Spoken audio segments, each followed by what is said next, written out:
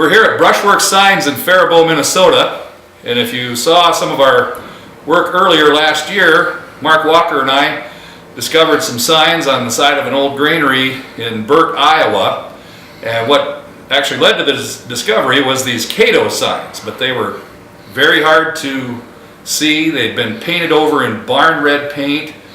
They were practically non-displayable, so after trying everything we could think of to remove paint or whatever, we turned to a professional, and Barry Travis gave us Dave Carell's name here at Brushworks Sign Company in Faribault.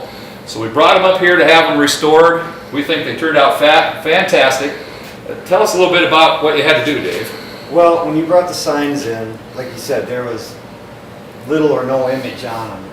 So first I made a pattern, and what I did is I just laid a piece of paper over one of the signs that had most of the lettering on, and I saturated the paper with mineral spirits to make the paper transparent. Okay. And I was able to trace, the lettering as much as I could, and then being a sign painter, I just made up the rest. Okay. Knowing what letters construction is and all that. Sure.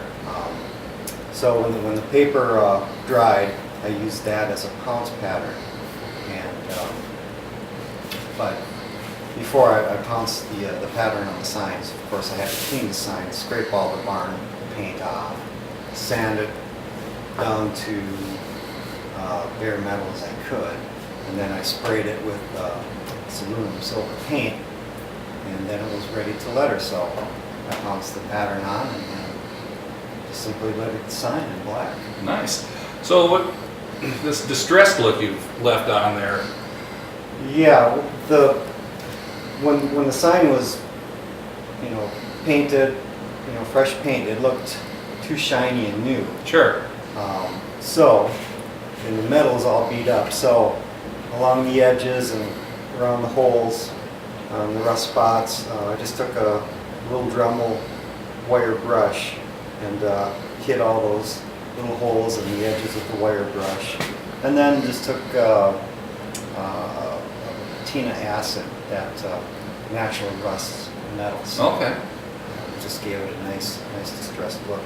Probably when we looked at this, we thought one of the biggest challenges was going to be this crest, which is a little different. The dragon is a little different than anything on the other Kato pieces we've seen. How did that go for you?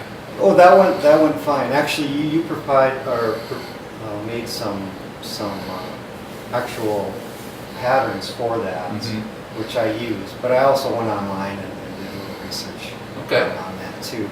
But on some signs, once I cleaned them up, you were able to see the more of the definition of that little icon up there. Sure. So I used that as well.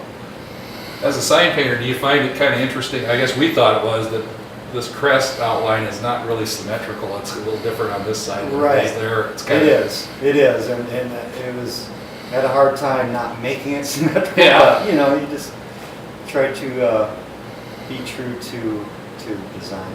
Well, as far as we know, these are the only 5 signs like this. And one of the other things with Kato, if you look at all their other stuff, this was different. It usually comes up and it's flat. Oh, is that right? Yeah.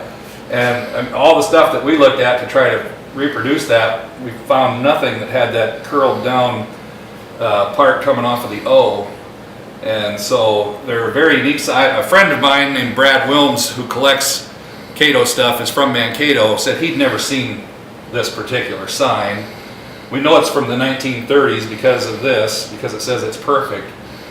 But as far as we know, there's only 5, and that's the 5 we brought you. So There was, down in this corner, there was a small imprint of the manufacturer.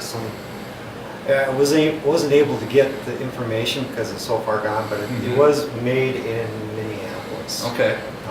And that was sign display company. Be logical. Yeah. Kato's not that far from Minneapolis, so.